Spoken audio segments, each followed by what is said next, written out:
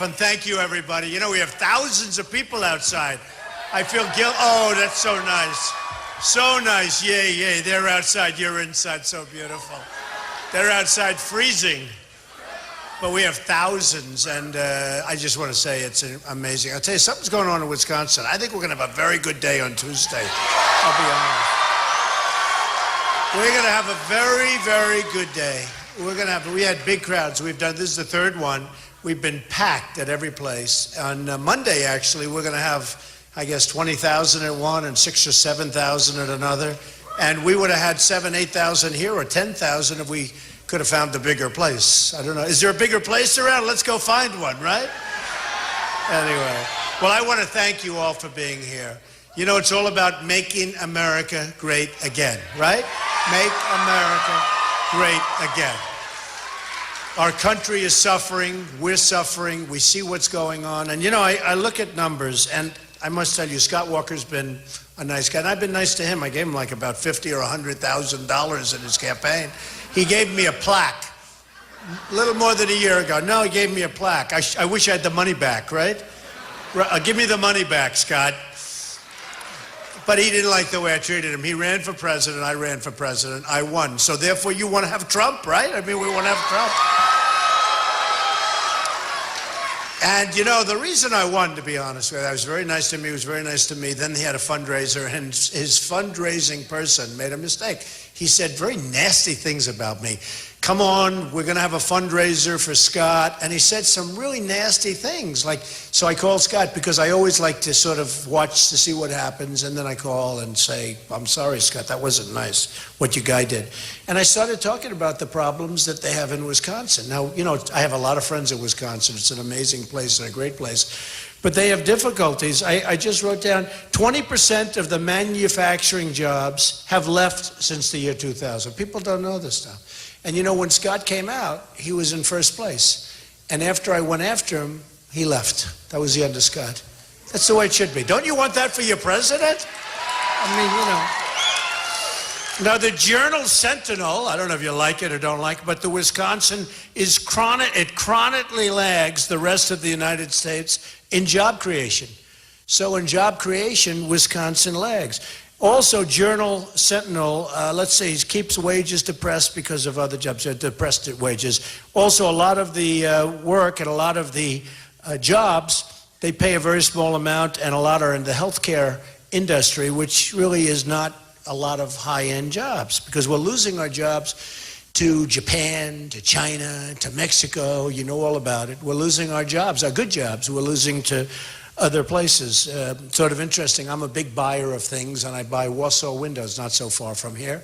But Warsaw Window, they do a great job. Charge me a lot of money for their windows, but that's okay. In the meantime, they don't leak. I bought, I guess, close to 4,000, maybe even more than that, 4,000 windows for 40 Wall Street, which is a 72-story building. It's actually one of the tallest buildings in downtown Manhattan, right on Wall Street. Great location, great building, 100% occupied. And I bought Warsaw Windows, okay? And boy, do I buy Kohler products, okay? Kohler. Herb Kohler's a friend of mine. So we buy a lot of Kohler products, so, you know, so it's good stuff. So we keep a lot of money in the state. I don't feel guilty at all. And I've been here now for a while. We've done 3 today. We're going to do 3 tomorrow. We're going to be here Monday. I'm staying on Tuesday. If I feel I'm going to lose, I'll be out of here. I'll go like this. And if I feel I'm going to win, we'll all get together. We'll celebrate together on Tuesday night. All right?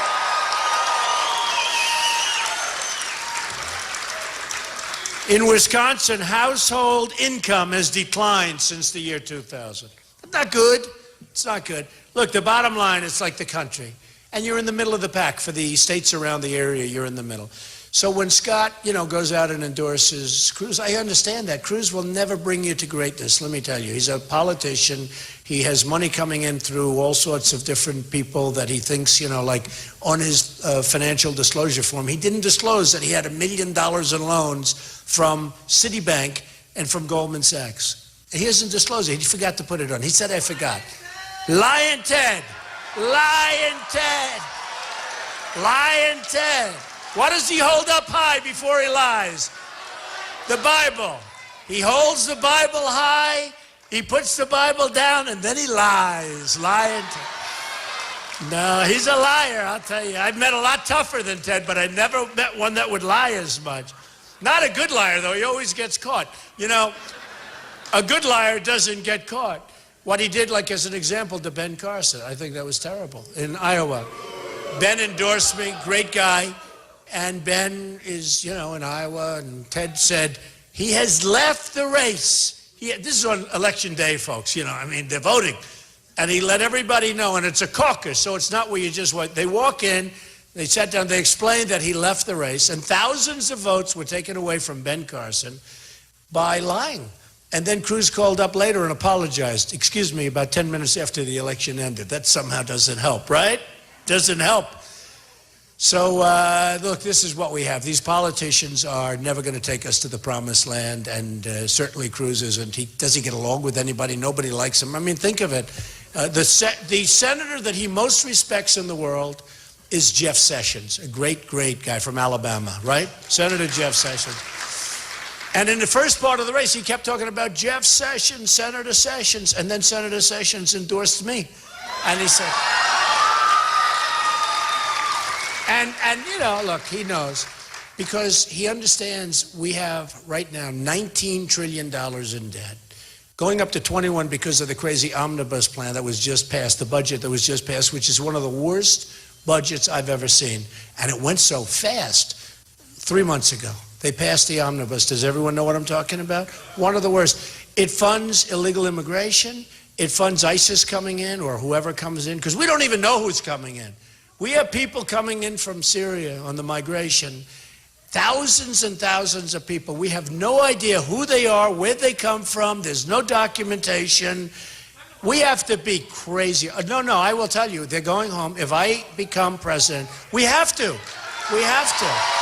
We have no choice. Where are these people coming from? I mean, where are our leaders coming from? What are they doing? We have no documentation, and you see what's going on in Germany. You see what's going on in Sweden, a small part of Sweden where they took a lot of people in. It's like a disaster. You see what's going on in Brussels. Brussels, 25 years ago, was incredible. I made a statement about Brussels recently, and it was very harsh. I said it's like living in a hellhole, because I have a lot of friends that go to Brussels. It's a financial capital. And they tell me what's going on. I'd been there years ago, and it was beautiful, one of the most beautiful cities in the world, actually. And a friend of mine came back, and he said, another friend said, oh, it's like an armed camp. And this is because people came in, and frankly, those people weren't vetted, and it's a disaster.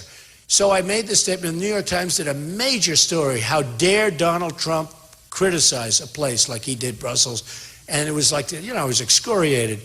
Then 2 months later, which was a week ago, they had the horrible problem in Brussels. And now Brussels, they realize they have no control over the place whatsoever. And we can't be the stupid people. We can't be. We just can't be. We can't be. And we're not going to be. Speaking of that, we'll get off. And really, I want to talk about trade. I want to talk about keeping our jobs here. And I want to talk about bringing jobs here, okay? So that we can fill up lots of different places like this. I'm telling you, I want to talk about that, because that's really... But speaking of illegal immigration and Syria or wherever these people are coming from, and you know what? I have a big heart. I have as big a heart as anybody. A big, big heart. And we should build in Syria safe zones. We should do it. And we'll get the Gulf states to put up the money. I don't want to put up money anymore. We're putting up enough money. We don't have any money. This country has no money. And we'll talk about that in a minute. But I thought I'd tell you this. This was written by a fantastic guy, and a rock and roller, actually, who did something. And it talks about illegal immigration.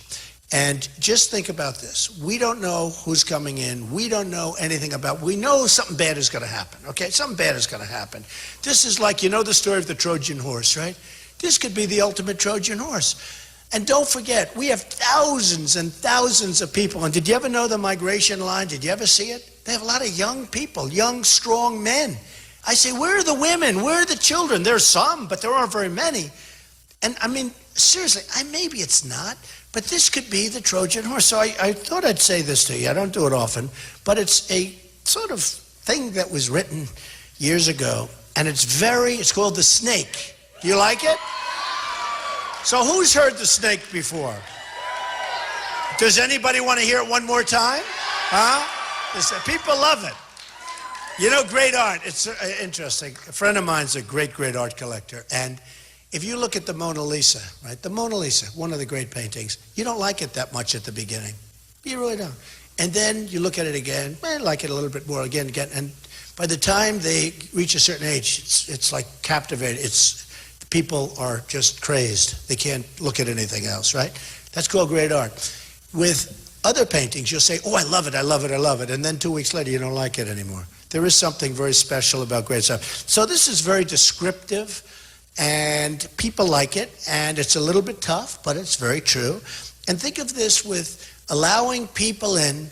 We know it's going to be a problem. We know it's going to be a problem. It's going to be a big problem. You're going to have things happening. Look what happened to the 2 radicalized people in California recently with the 14 people that they killed. Their co-workers. They killed their co-workers out of nowhere.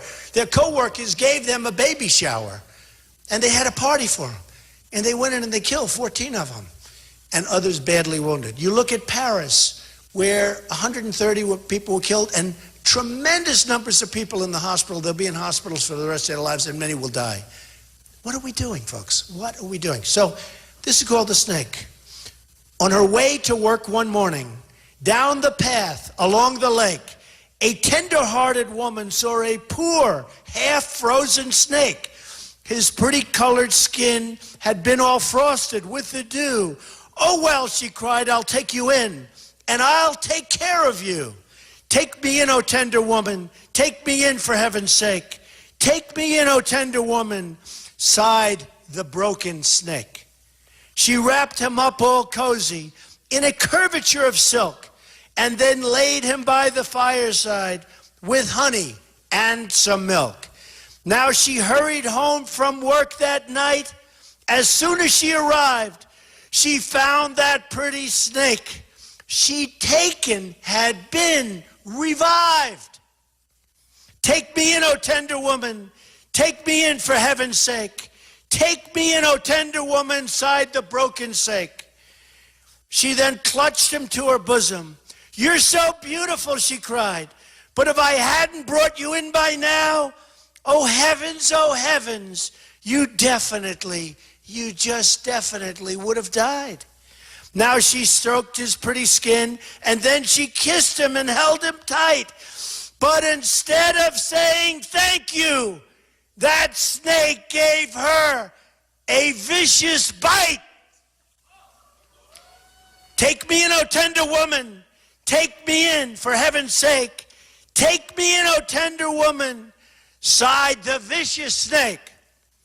I saved you, cried the woman, and you've bit me. Heavens, why? You know your bite is poisonous, and now I'm going to die. Oh, shut up, silly woman, said the reptile with a grin. You knew damn well I was a snake before you took me in.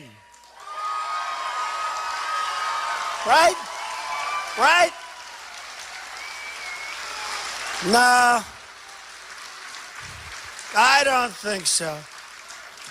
You think Kasich does that? I don't think so. I don't think so. You think Ted Cruz does that? I don't think so. No, I don't think so. So look, we have so many. It's such an honor. You have seats and yet you're standing. That's excitement, right? Look at this guy. I won't tell you. I won't tell you. You know, it's interesting. Last time, a couple of days ago, I love you too, dog. Who said that? So beautiful. Thank you, honey. I love you too. That's why I'm doing this, to protect people like you. Ivanka just had a beautiful grandson from me. And that's why I'm doing it. People say, actually, I was on a great radio show this morning, and he said to me, we had a great talk, and then he said, Mr. Trump, can I ask you one more question? Why are you doing this? You've built up a $10 billion net worth, you have a great company, you have a great family, and here you are on Saturday morning at 6:30 in the morning talking to a radio show. Why are you doing this? I actually said, good question, right? But I said, you know what? My whole theme is make America great again, true. Make America great again. We're going to make our country so great again. We're going to make it so strong again. I've gotten to see so many people. I mean, like today, thousands, at least 5,000 people are outside. I feel terribly about it, and we'll come back. But at least 5,000 people outside. The last time, it was worse. We had 7,000 or 8,000 people that were in this hall that was like a secondary hall, and we had, you know, loudspeakers and stuff. But there's something going on. There's like a movement. It's been on Time magazine 4 times now over the period of a short period of time. And it's a movement. What's going on is a movement. I'll tell you, Wisconsin is very important because I think we're going to win before we get to the convention. But if we get to the convention,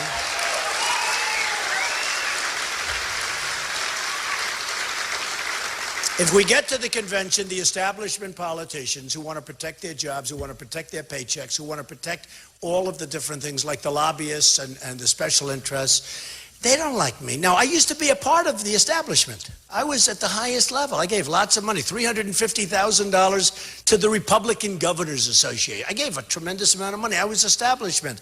I was like the king of the establishment in a certain way. And then I ran and I wasn't the established. Somebody said, you know, Trump, I don't think he wants our money. And then I announced I'm self-funding. You know, I'm totally self-funding. So I'm not asking them. And you know, coming over here, I said actually this morning when we were in the car, I said, you know, I don't think that I'm getting any credit for self-funding, okay? I'm not getting credit for turning down tens of millions of dollars. Bush had $148 million that he raised, which is very impressive. Unfortunately, couldn't get anybody to vote for him. You know, that's the problem. That's a big problem.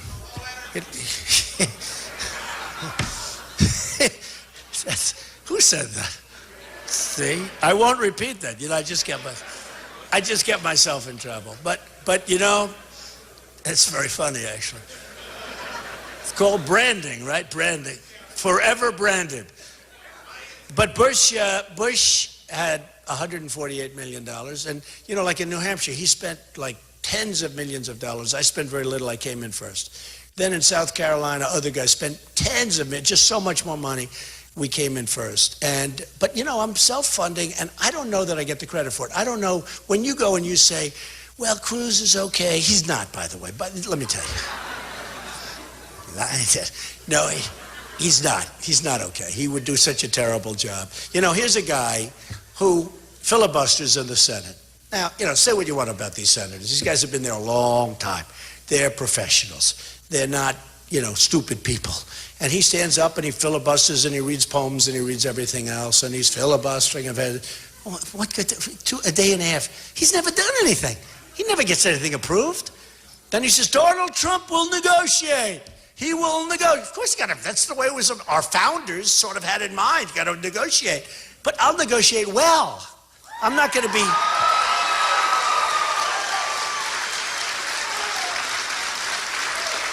You know, Cruz thinks he's going to take this hard-line position and everybody's going to eventually come. It doesn't work that way, folks. It doesn't work. So he stood up for, what, a day and a half, and he filibustered, and he left. And these senators are sitting back, and they're saying, when's he going to leave? Let's see. Okay, oh, he's still talking, right? He's still talking. And then they, you know, that's the way it works. Look, you're not dealing with babies. So what happens is he never did anything. He never accomplished anything, hasn't done anything. And folks, he's in favor of Trans-Pacific Partnership, which is a disaster.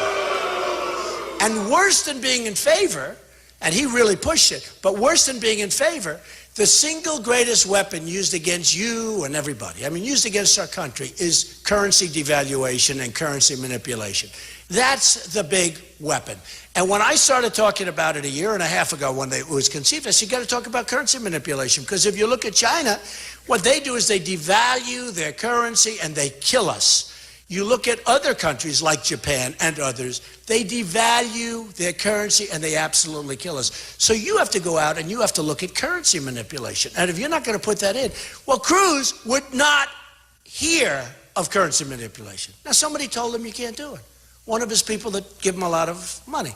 They said, you can't do it. Why would he not allow currency manipulation? In other words, having clauses that you can't do that. In other words, it's a violation, right? Or it's a default. It's no good. So Cruz, not only is he pushing it, which is terrible, but he won't allow the single biggest thing, a block, on the single biggest problem that we have, which is currency devaluations and currency manipulation.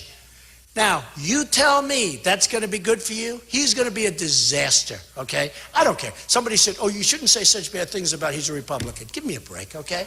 I'm here. Hey, if it works, great. If it doesn't work, great. I'm going to either do a great job or I'll be waving hello. I'll be coming to Wisconsin to see my friends. I don't care. But look, they asked me, they said, why are you doing it? So many people, even my family, they say, Dad, why do you want to do this? I want to do it because this country has given me so much, and I hate watching what I'm watching on television. I hate seeing President Obama. True.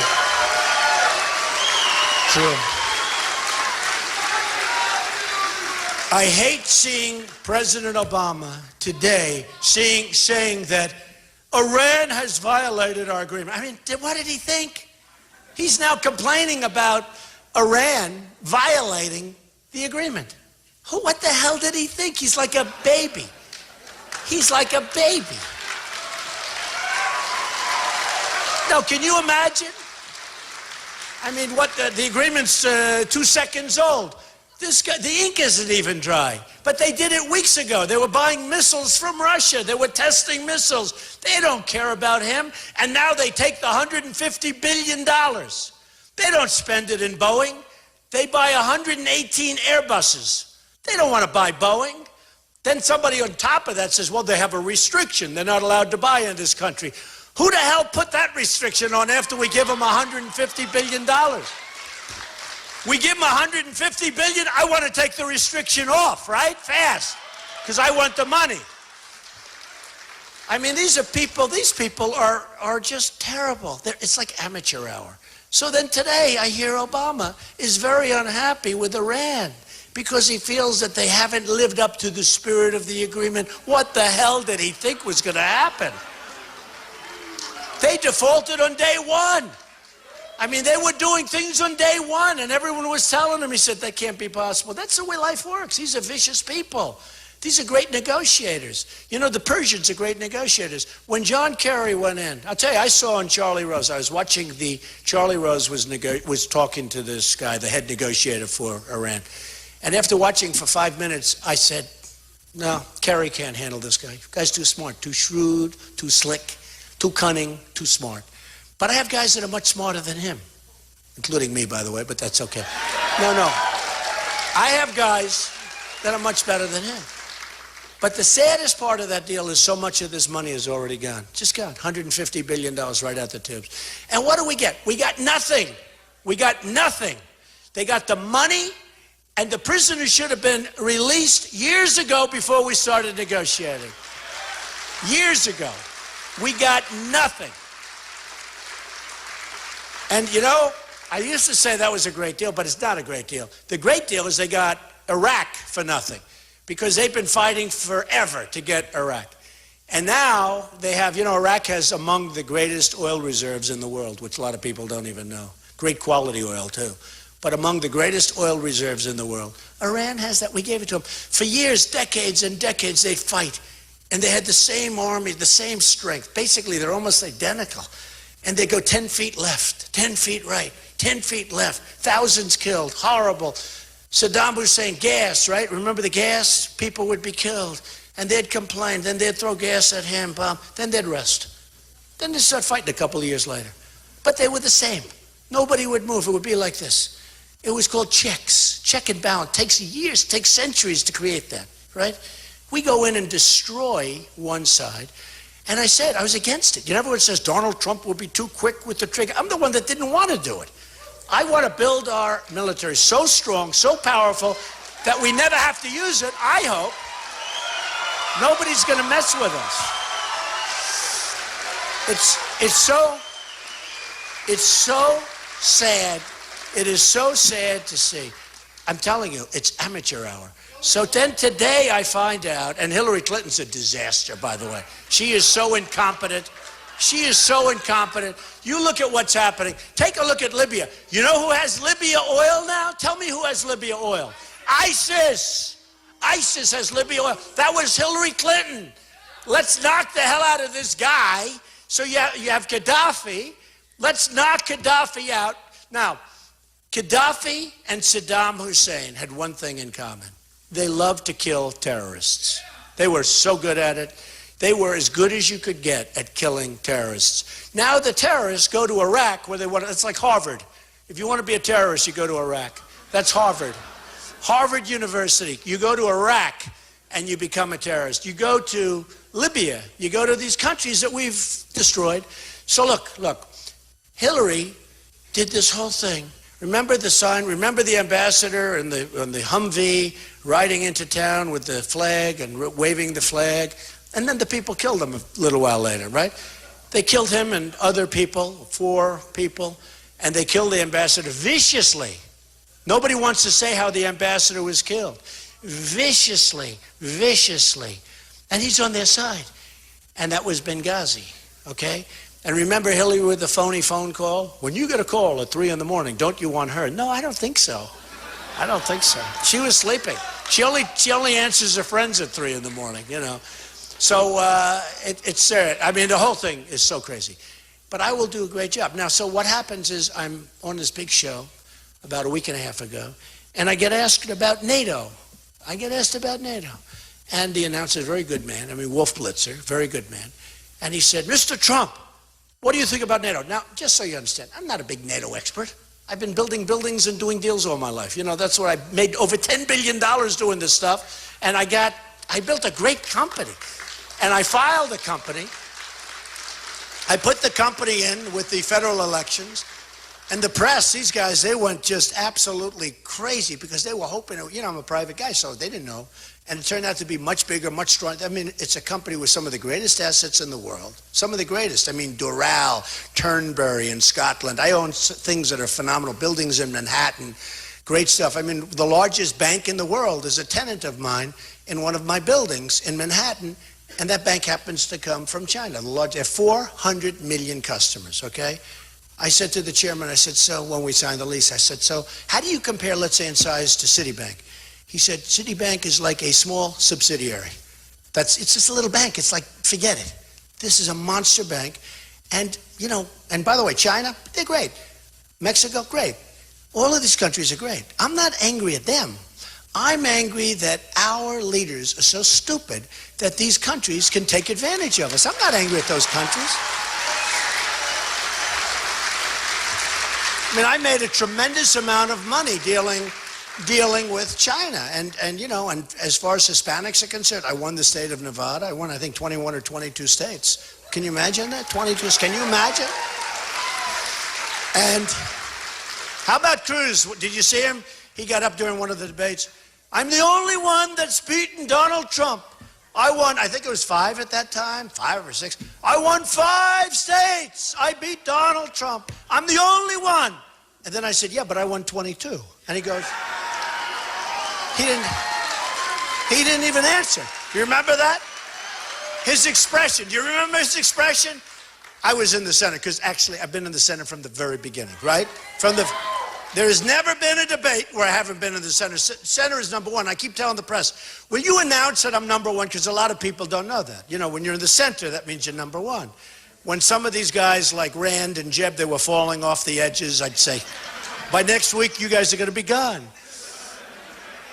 But I was always in the center. So he was over here, and he was talking about, I'm the only one, the only one. I said, yeah, but I mean, and that turned out to be a very famous internet picture. He didn't even argue with me. He just looked at me like this. Do you remember? It was the weirdest thing. He's a weird guy, I'm telling you. He is a weird guy, and he would get absolutely defeated. You know, I haven't even started on Hillary yet. I don't care about Hillary right now. I only care about the 2. I only care about the 2 leftovers.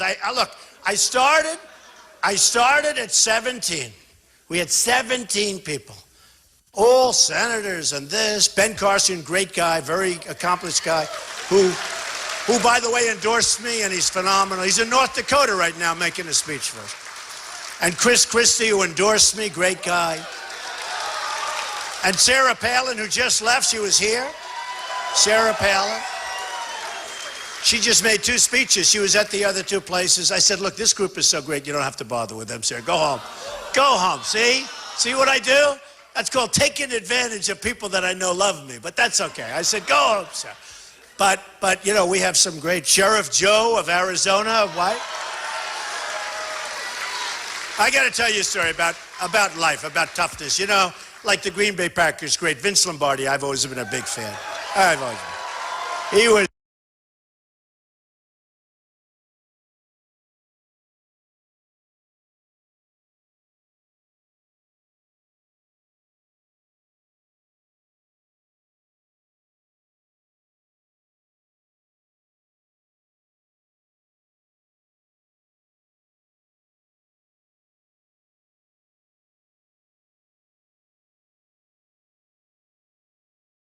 We're going to make this country so incredible. There are so many things we can do. So let me just tell you what happened. Trade, you all trust me. Believe me, China is going to have a trade. We're going to have a trade deficit with China this year. $500 billion. Then these stupid people, you know, I'm a conservative, but I'm a common sense conservative. You know, Walker copied my term. He said he's a common sense conservative. I've been using this term for the last. He also copied Make America Great Again. When he was running, I made a speech and got this fantastic standing ovation from a big crowd. He saw it. And I said, Make America Great Again. But see, I copyrighted the name, so it's very important. And it isn't Ronald Reagan actually had a similar thing. He said, let's make America great. That was his term. Because people said, oh, Ronald Reagan. You know, I don't really copy, but it's like Make America Great Again. So Walker saw it, and he goes, Make America Great Again. He didn't get much of an applause, and then shortly after that, he was out. He was gone. You know, and I'm going to bring tomorrow to one of the meetings, or maybe the next day. I'm going to bring the plaque that he gave me. I actually brought it. I'm going to hold it up. I would have brought it for you, but I don't know. I should have brought it for this crowd. Oh, what the hell? Why didn't I bring it tonight? But I'm going to bring the plaque where he's got this beautiful inscription down there. It's incredible. But what's going to happen is this. I'm being interviewed by Wolf Blitzer, and he asked me about NATO. Now, I know about NATO. I'm not an expert on NATO, but I have a lot of common sense, and I have great business instincts. That's what you need when you have 19 trillion. You need somebody that we have to stop this, right? So, and you know, I say, where did this come from? Nobody ever asked me about NATO, and nobody ever asked me a lot of these questions, because now I'm all of a sudden a politician. He asked me about NATO. I said 2 things. I said, number one, it's obsolete. It was, you know, really developed for the Soviet Union, which doesn't even exist now, but Russia's plenty of problems. I mean, Russia's big stuff, and, you know, it's good. But today we have a different problem. We have a problem with terrorism, right? We have a big problem with terrorism. Well, we have 28 countries. They're the wrong countries in terms of terrorism. Many of them are the wrong countries. And I said, we have to rejigger NATO. We've got to make it modernized. It's old, bureaucratic, and we spend most of the money. You know, we spend money on all these countries, and they're not reimbursing us anywhere fairly, and they're way in default, and we keep spending and spending. And one of the things I do is I'd say to people, and I said to him, and I got terrible press, and then 2-3 days later, some of the experts said, you know, we've been studying NATO for 25 years. We never thought of the things that Trump has said. Like, it's obsolete. You know, it's funny. When you study something so closely, a lot of times you don't see the forest for the trees. You've heard that, right? But you study something, what does that mean? Oh, that's positive, right? Come and take it. Wow, oh, that's good. Come and take, I love it. I love it. Oh, that's very nice. That's very nice. I figured it was a protester. He's actually a... Oh, that's beautiful. Thank you very much. Oh, I love that. The Marines. Wow. I love that. Thank you, darling. That's beautiful. You know, when I see somebody stand up with a flag, usually that's a protester, and they have a lot of foul language. You know, it's all professionally done, just so you understand. But that's really fantastic. Thank you. Thank you. Thank you, folks. I love it. I'll come over and shake your hand in a little while. No, those flags come up, and I go, whoa, whoa, protester, get them out of here. And then I say, wait a minute, that's friends. We can't do that. So with NATO, so what happened is I said obsolete, and we spend too much money on NATO because we're really defending other things. Like, as an example, the Ukraine. I love the Ukraine. I have many people that are friends of mine that live in the Ukraine, just like I have many people that are great, great friends of mine that live in Wisconsin. They're telling me all about Wisconsin, and I'm here.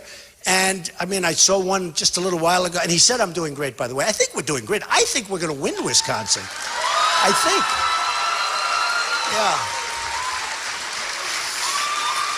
A poll just came out.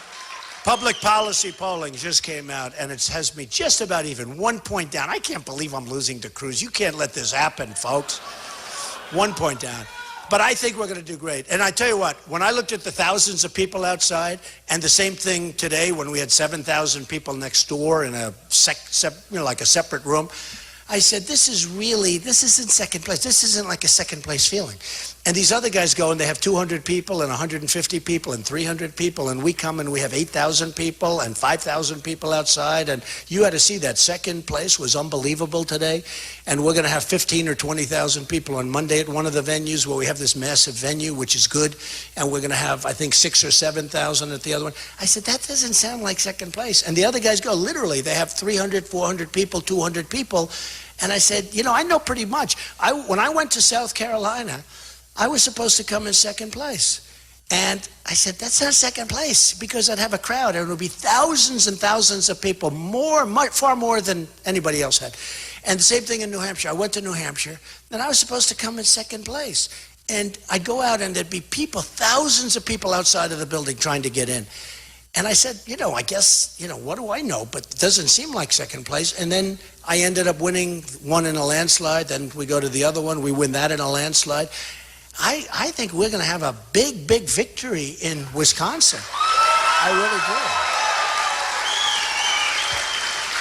do. So with NATO, I said, look, it's obsolete, it's old, we have to focus on terrorism, and we're spending money, and people aren't paying. You know, we have 28 countries, and a lot of those countries aren't paying. They're supposed to pay 2% of certain figures, and the numbers are, you know, the numbers are just absolutely, they're not being met. They're not even paying, okay? So we're giving many of these countries, many, I don't want to say who, which I know, and I don't want to say how many, but it's a vast majority of these countries, we're giving them practically a free ride. Why are we always the dummies? Why are we policing the entire world? And when the Ukraine problem came up, we were complaining, Obama, we got to get out of, you know, we're going to start World War III over the Ukraine, right? Okay. But we're the ones complaining. We're the ones complaining. I say, why aren't the nations surrounding Ukraine? They're not complaining with Russia. They're not complaining. Why aren't they complaining? Why aren't they saying, we don't want you to do this? Why isn't Germany complaining? Why aren't the other countries complaining? Why are we always the one that's up front? And we're paying like 73%. We're one country out of 28. Why are we paying 73%? Why? Because it just got that way. So one of these experts was good. He said, you know, I've been doing this for a long time and I've been studying. I never thought of it. It's obsolete. Trump is right. And you know what else? It's unfair because the United States is paying disproportionately by a lot, disproportionately too much. We owe 19 trillion going to 21 trillion. I'm going to get that down so fast. There's so many different things. That's just one. But then I was asked a question by Anderson Cooper, who's a great guy. We did a town hall. It was really good. I really enjoyed it. And he's terrific. It got tremendous ratings. By the way, it won the evening. You heard about that, right? Won the evening. And who did it just beat by millions? Do you know who it beat by millions? Same time slot. Same time slot. Beat by millions and millions of people. Oh, gee, I'm so surprised to hear that. But it was a great thing. And we talked about Japan. And he said, well, what do you think about Japan? I said, look, here's the story. We defend Japan. Does anyone know that? We defend Japan. They do now because I've been talking about it to everybody because I find it amazing. And it's fine. And I know we don't want Japan to arm, ideally. But in the meantime, we have this maniac in North Korea that's armed. So you say, well, where does it all stop? So we defend Japan, we defend Germany, right? You know that? We defend Germany. Now, here's the thing. They pay us, but it's a fraction of what we should be paid. And it's not a winner, okay? But we defend all these countries. We defend South Korea. We have 28,000 soldiers. I wouldn't want to be one of those soldiers, to be honest, with this maniac with nuclear weapons. You know, we're sitting there like not good. But we have 28,000 soldiers on the border. We get peanuts. Now, what's going on? Saudi Arabia wouldn't exist except that we defend them. Saudi Arabia, until the oil price went down, and now they're still making a fortune, but they were making $1 billion a day a year ago. $1 billion a day. We defend Saudi Arabia. We have bases. We have to pay the rent. Why are we paying rent? The rent isn't the big thing, but the concept of why are we paying rent? We're defending them. Why are we paying rent? Okay? If we left Saudi Arabia, if we left, they would fall. Okay? They would fall. Whether internally or externally, probably Iran, because Iran took over Yemen. And Yemen has one thing that looks very, very enticing. It's a massive, long border. I mean, one of the longest borders you'll ever see with Saudi Arabia. And Iran wants to get the oil. Look, now they're taking over Iraq. They're taking over Yemen. They don't really want Yemen, but they like the border because they want to take over the oil in Saudi Arabia. It's all, I'm really good at this stuff. You know, it's sort of amazing. These guys don't give you credit because they'll give you like a quarter of a sentence. So here's what they did. So the question was asked about Japan. I said, look, you always have to be prepared to walk. If you can't say you're going to walk, you can't make a good deal, okay? It's called the art of the deal, right? John Kerry should have walked at least 2 to 3 times with Iran. When John Kerry went to Iran, he should have said, you have to release our prisoners before we start talking. And they would have said no, and then he should have walked, doubled up the sanctions, and within 24 hours he would have gotten a phone call, come on back, we're releasing your prisoners, and that would have been 4 years ago, okay? That's what would have happened. But this guy never walked. He never walked. They abused him mentally. They abused him like he was a child. They took advantage of him like he was a baby. They made an unbelievable deal for themselves. We got nothing. And on top of it, we now have a president that says it's not good what they're doing. And it just happened today. It's so embarrassing. How we have this man as a president is so embarrassing. He is now, after just a short while, in the meantime, they've taken much of the money, the $150 billion. They've taken the money, they've spent a lot of the money in Italy, all over Europe, in Russia. You know what they're doing with Russia? They're buying missiles. And we have Obama. Today, for the first time, he said he's not happy. He's not happy with Iran. He didn't say it as strongly as he should, but the real truth is they're in default. They are in total default. Problem is the money is gone. In other words, I wish, the 150. Now, you know, I've said a number of times what I would have done with that, right? The 150. First, I would have gotten our prisoners back. I would have said, listen, you got to, before we start negotiating, fellas, you got to do this. The prisoners, they have to come back. They'll say no. I'll say, bye-bye. You get up, you leave. Then you double up the sanctions. They'll call you. They'll say, you have your prisoners tomorrow. Thank you very much. Okay, now you go back in. Now you just do one other thing. You only want to walk a couple of times. You know, you don't want to keep walking. Too much work, right? Now you say one more thing. Listen. The $150 billion, we have no money. We owe $19 trillion, soon to be $21 trillion. We have no money. We can't pay it. They'll go crazy. Yeah, after a week or so, they'll be okay with it. We saved 150, okay? No, that's what we have to do. That's what we have to do.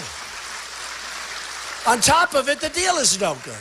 How would you like to make a deal when during the deal, they're over in Iran, celebrating in the streets, burning the American flag, and screaming about how stupid we are that this deal is so good. And we just keep going. But the greatest was today. And I hate to say it. I mean, I wish Obama didn't even say it. It must have been hard for him to say it. The man is incompetent, okay? He's incompetent. And it's sad to see. I mean, here's a deal that's a few weeks old, literally, and he's out there now saying he's upset with them. And anybody in their right mind would have known what he was getting into. He has no idea. He has no idea what's happening. And then today they talked to him about Trump, about nuclear weapons. He said, well, obviously he doesn't know about nuclear weapons. I know more about nuclear weapons than he'll ever know. I know what's right and wrong. So here's what happens. So I said, Japan. They said, now you have a maniac with nuclear weapons. He doesn't have a carrier system, but he's got nuclear weapons, right? And that's North Korea. And you have South Korea that's really, you know, we're defending them. We're not getting what we should get. We're losing a fortune, but we're defending them. We're defending Japan. We're defending all these countries. So with Japan, I'd say, look, fellas, you got to pay up. We love you. You're our friends. We want to take care of you. That would be my first. And we might even walk once or twice, but that would be my first. And we'd also be prepared. Maybe it's better to let them defend themselves because we can not afford to defend all these people. The world, the whole world, the whole world.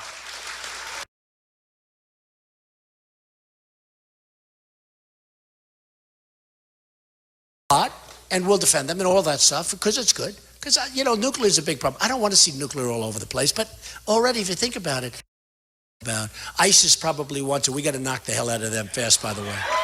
We have no choice. We have no choice. ISIS, I didn't want to go into Iraq, but now with ISIS, you have no choice. Cutting off the heads and drowning people. This is a group of people that we have to beat them fast. Can you imagine we have a military? Can you imagine, I always say, because I was a big fan of General Douglas MacArthur. I was a big fan of General George Patton. These were tough cookies. These were smart, tough guys. These were Vince Lombardis of that world, okay? And these were tough. Could you imagine telling General Patton about ISIS that we can't beat ISIS? He'd have them knocked out in a week. I mean, literally, it would be over in a week. This is crazy. What's going on is crazy. And let me tell you, they get a nuke or they get a weapon of destruction. I don't even want to say what I'm saying here. They get a weapon of mass destruction. They wouldn't even think about it. They wouldn't even think about it. We got to knock them off fast. We can't play games. We can't play games. Because the single biggest problem we have is nuclear. The single biggest problem this world has, frankly, is nuclear. This is no more little, we're going to shoot. We have an army, 2 different uniforms. They have their M1 rifles and they're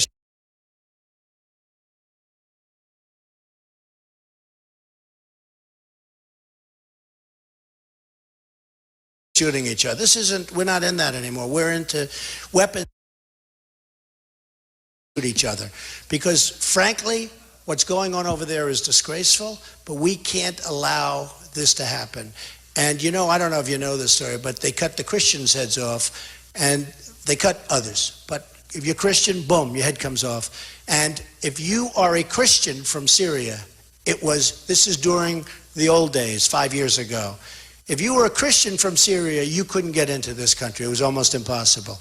If you were a Muslim from Syria, no problem. It was one of the easiest places to come into the United States. If you were Muslim from Syria, but if you were Christian from Syria, and they're the ones that needed the protection, much more so. You couldn't get into this country. So you think maybe something's going on that's not so good? All right? It's not so good. So I talked about Japan, and I talked about many aspects of it. I talked about the business. Again, if we left Saudi Arabia, it would be a terrible thing would happen to them. Be very fast. Nobody's going to attack them now because we're protecting them. Now, here's what will happen. And they're great negotiators, too. If we left, we'd say, you got to pay, which is a fortune, by the way. You got to pay. It doesn't matter. They have so much money. They have funds that are so big, they don't know what to do with all their money. I know. Their funds are the biggest funds among the biggest funds in the world. They have so much money. Money is the thing they don't worry about. Money and oil. What they worry about is how long will they keep it, okay? So what you do is you negotiate. You're going to leave. You're going to leave. You have to be prepared to leave. Otherwise, you can't make a good deal. See, we're not prepared to leave. We weren't prepared to leave the negotiations with Iran. If Kerry would have gotten up and said, we're leaving, and been tough, we would have made a much better deal. Much better deal. I mean, we made one of the worst deals ever. Basically, they got $150 billion, and that's it. And they'll have nuclear weapons and everything else. And, it's so bad. So we have to be prepared to leave. We have to be prepared to leave Japan. We have to say, I'm sorry, we can't do that deal. And it's possible we won't get back. And it's possible they will arm, and they will then, have to take this guy, and they'll have to deal with him. We'll have to deal with him, okay? Is that so bad? Now, ideally, that doesn't happen. Ideally, they're going to pay, and they're going to pay a lot. And we'll be good, because I don't love them arming. But, there's a point at which we just can't do it. When our infrastructure is dying, when our country's dying, when our airports are like hell. I go to Qatar. I go to Dubai. You go to China, different places. You go to places. They have airports the likes of which you've never, ever, ever, ever seen. Then I land at LaGuardia. There are potholes all over the place. The place is like a third world airport. Or Kennedy. Or LAX. Or Newark. You look at these airports. They're like from a different time. It's like a time warp. They're third world. But you go to some of these, my pilot lands at Dubai. He said, oh, Mr. Trump, that was the most incredible thing I've ever seen. The runway's twice as long as anything he's ever, it's like a piece of glass. And we land at LaGuardia. What's wrong? Are we okay? We're stupid. We have stupid people leading our country.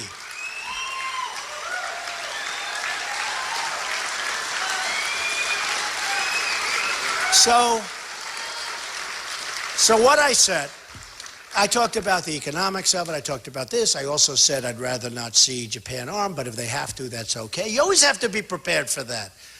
And there's a possibility they would be able to arm because we may leave because we just can't afford to be the policeman of the world and lose all of this tremendous amount of money.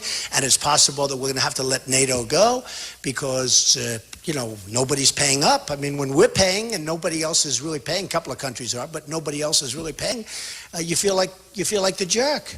One of the things I do early on, I'd call up all of those countries. I'd either get myself, Carl Icahn, or somebody else that's very good at this stuff, okay?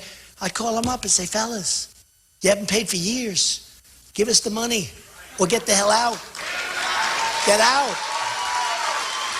You haven't paid for years. They have agreements. It's all agreements. And they haven't paid for years. I'd say, you got to pay us or get out. You're out. And I'll be nice to them. I'll be a little softer than that. I'll say, I'm sorry, but you're no longer NATO. And maybe NATO will dissolve. And that's okay. Not the worst thing in the world. But I'm telling you, NATO experts are saying, this guy Trump has got something. They study it. They're so close to the situation that they never thought that it's obsolete. They're so close that they never realized that all these people don't pay. And that we're like the big, stupid sucker that's paying for NATO. And we're paying for the United Nations. We're paying for the United Nations. Many countries don't pay for the United Nations. They come in, they don't pay their bills, the same thing. Because they think we're stupid. And that's the end. How often do you see the United Nations settle anything? You don't see them ever. I mean, things are settled. It used to be where the United Nations would be involved. They're not really involved anymore. Do they ever settle anything? It's like, you know what it's like? It's a political club. I could tell you so many stories. I would have built their building for billions of dollars less money. I told them, when they renovated the United Nations, I was before the United States Senate, and I told them that I would build that building for billions less. And they said, no, we want to build it ourselves. Not only did it cost more, but it cost much more than even they said. And they said, well, but what would be the difference? I said, for billions of less, and it will be much better. I'll use marble, you're going to use linoleum. I really mean it, too. They didn't have any idea what they were doing. And they're thieves and crooks, and, thing costs billions of dollars. To renovate a building costs billions. How many guys are in the real estate business or construction, right? You are. You are? Wow. Oh, I've never seen a real estate person that looked like that. Very good. Beautiful. So I would have saved them billions. They don't want it. Senator Sessions remembered the meeting we had years ago at the United Nations, 6-7 years ago. I built a building across the street for 360. Everyone's now looking over there trying to see that? You'll be famous. But I built a building for $360 million right across the street from the United Nations, and the ambassador from Sweden called and he said, how could your building, 92 stories, how could your building cost 360 and we're spending billions to renovate a building that's 35 stories tall? I say, well, number one, lack of knowledge. Number two, everyone's a crook over there. They made a fortune. He said, but we're going to spend $1.5 billion. He said to me, we're going to spend $1.5 billion. I said, no, you're not going to spend. You're going to spend $3 or $4 billion by the time they finish with you. And I was right. I'm really good at this stuff, okay? It costs billions, $3.5, $4 billion. It costs so much money. And it was such a bad job. Such a bad job. They used floors, they used terrazzo. Really, just a terrible, terrible, terrible job. Somebody made so much money. Somebody made so much. It's so sad. And we pay largely the bills. So the United Nations is another one. And there are so many others. So here's what I'm doing. I'm going to bring our jobs back. I'm going to bring them back to Wisconsin. I'm going to bring our jobs back. I'm not going to let our companies leave. And I tell the story. Carrier I tell all the time. I love the Carrier story because it's so obvious. 2 months ago, they announced they're leaving the United States. They're moving to Mexico. I said, oh, that's all right. Moving to Mexico. Just like that. 1,400 people gone. Great jobs. They did a great job for 30 years. They did a great job making air conditioners, these people. Now they're wiped out. So the conservative dopes, you know, the guys from the National Review and these dopey people, they think, oh, we're conservative. Well, I'm more conservative than them on virtually every subject. But on trade, I'm a free trader. But you can only be a free trader if your leaders are smart. If your leaders are stupid, you can't be a free trader because they're going to, you know, do numbers on us. So Carrier's leaving. So Carrier said they're moving to Mexico. Oh, that's great. So I tell the story all the time. I call up Carrier. I say, listen, here's the story. Meaning I or one of my people, that I have all the best people, right? I call up, say, Mr. President. And my wife wouldn't let me call Carrier because she'd say it's not presidential. I'm not supposed to be calling as president an air conditioning company. But I'll do it anyway. It's so easy. It's just 5 minutes, darling. I love doing it. I love it. And I say to him, listen, good luck with your plant. I hope you do really well. I hope you sell lots of air conditioners. But now we have a real border. You know, we have a real border. And every air conditioner that comes into the United States, you're going to pay a 35% tax on that air conditioner. Okay?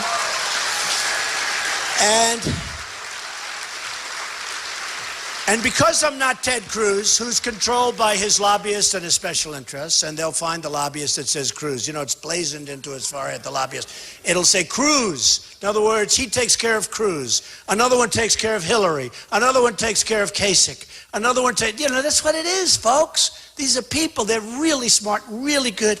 They raise millions of dollars for these guys. Look at their PACs. They have all this money. Their PACs. I put up my own money. It's so stupid. I don't think I get any credit for it. Really. I feel so stupid. My whole life, I've taken, you know? I keep taking. And now I'm telling people they want to give you $10 million. One guy, Donald, I want to give you $10 million. I say, this is so foreign to me. It's like, I say, I can't take it. He goes, what? He said, of course you can take it. I said, I can't. Another guy wants to give me $5. I'm turning down all this money. All of this money. And my whole life has been the opposite. I take. And I say it. I keep taking. But now I'm going to take for you. I'm going to take for the United States. I'm going to take. But these lobbyists have total control over these people. And they'll go to Cruz and they'll say, no, you have to do this, you have to do that. So if Cruz is president, number one, he wouldn't make the call because it's stopping from even making the call, because it would never happen. With me, I'll have people call, I'll say, hey, you know what? You didn't give me anything. I'm not doing anything. I just want to do what's right. The only people I'm working for are you. Believe me. Believe me. I don't need money. I don't want your money. I want you to vote on Tuesday. That's all I want you to do. The only people. And I've told the story, and this is true for Ford, and it's true for Nabisco. I'm just using Carrier as the example, but it's true for all these companies. So look, here's what happens. So I'll say, call me back. He'll call me back. I will have been approached by lobbyists, by special interest groups. I will have been approached by everybody. I'll say, call me back. He'll call me back within 24 hours. He'll say, Mr. President, we're staying in the United States. That's what's going to happen. 100%. 100%. 100%. Now, I guarantee you that nobody from the United States ever called Carrier Corporation. Nobody from the United States ever put pressure on Ford that we can't do this. You can't build a $2.5 billion plant in Mexico. We got to keep you in the United States. Nobody ever told Nabisco that you can't move your factory from Chicago into Mexico. Nobody ever said that. Nobody told Pfizer you can't move to Ireland. You know, Pfizer, great pharmaceutical company, 6,000 jobs, the best jobs. They're leaving the United States. They're going to move to Ireland, which is great. I have a lot of property over in Ireland, but, you know, what are you going to do? But they're moving to Ireland. Nobody ever, did anybody talk to them, negotiate with them? Nobody talks, they leave. Thousands of jobs gone. Me, I'm going to talk to them. Me, when they send their product in, believe me, their product doesn't get freebies anymore. There's no more freebies. And all these politicians, because they're all taken care of. They're all taken care of through campaign contributions, all of them. And probably other ways, but I don't want to talk about that. But they're all taken care of, right? And they don't do anything to keep these people because they're told you can't. Pfizer has some of the greatest lobbyists in the world, so they get left alone. But let me tell you, when they send their products in, if they had to pay a fee, a tax, you know, China would call it a tax. China would call it a tariff. because it sounds like a little better. Do you know, I have a friend, he's a great manufacturer. Great manufacturer. He calls me all the time. He says, I can't do business in China.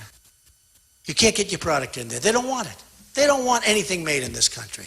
You know, we talk about free trade. That's why I talk about these stupid people. They say they're conservatives. Remember Jeb? He is not a conservative. He is not a conservative. It's so sad. Bye-bye, Jeb. Bye-bye. But these are the people we have. I mean, Scott Walker, he was number one. He came out, the future of the Republican Party. Number one, comes out. He goes to number one. And then I start attacking him. He leaves the race. Who do you want as your president? I mean, in all fairness, okay? And you know what? I wouldn't be hitting him. But number one, he hasn't done a great job. Number two, there's nothing but turmoil. If you are outside of Wisconsin, you take a look at the turmoil. It's always turmoil. And you know what? I'd get a better result without the turmoil. You know, there's nothing wrong with no turmoil. But I'll tell you what, the numbers aren't good. But Scott Walker comes out. He was going to be number one. He started off as number one. Jeb started off at number one. I had like all these guys who were going to be number one. Finally, they said Trump is number one. Okay, it took a long time. It took them a long time to realize that, right? We had Rand Paul. We had Walker. We had Jeb. We had all of these people that were going to be, I mean, Marco was the future of the Republican Party. He's a nice guy. LIL. No. Marco was going to be the future, and I beat him almost by 20 points, by like 20 points in Florida. But soon they'll say Trump is the future of the Republican Party. You watch. But here's what we have to do. We're going to make great trade deals. We're going to make so much money. We're going to bring our jobs back from China. We're going to bring our jobs back from Mexico. We're not going to lose our manufacturing anymore. These numbers that you have right here. Look at this chart. I mean, this chart is incredible. Look, U.S. manufacturing jobs since 2000. You see what that says? You see the line? You don't have to see what it says. See the line? Slightly. If we keep going, we're going to have nothing. I'm telling you, there'll be nothing left. Look at that. Can you see that? I didn't exactly do this. We're going to be so proud of this country. We're going to build up our military. We're going to knock out ISIS. We're going to take care of our vets.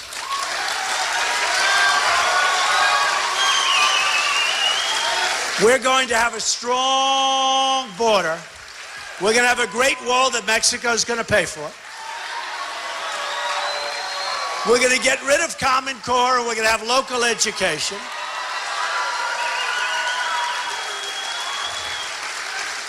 We're going to repeal and replace that horrible, horrible Obamacare.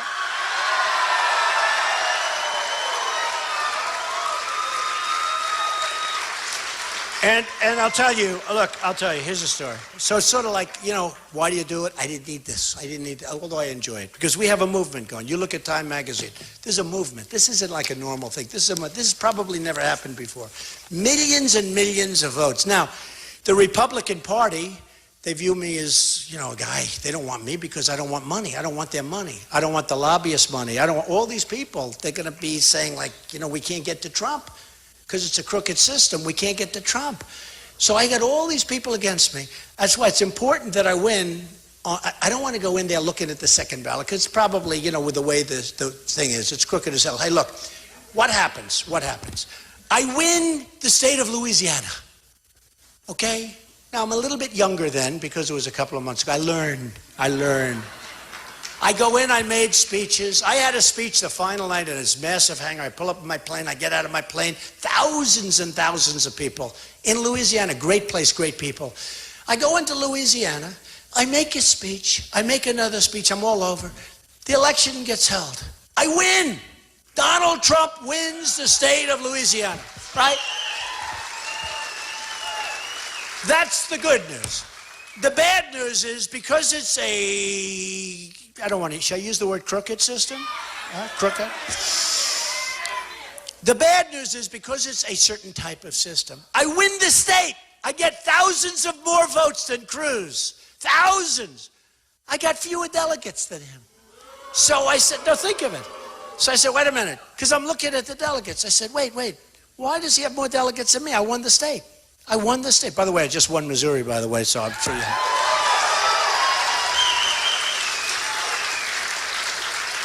But I win Louisiana. I'm speaking in front of thousands of people for a week. I win, and I get fewer delegates than he's got.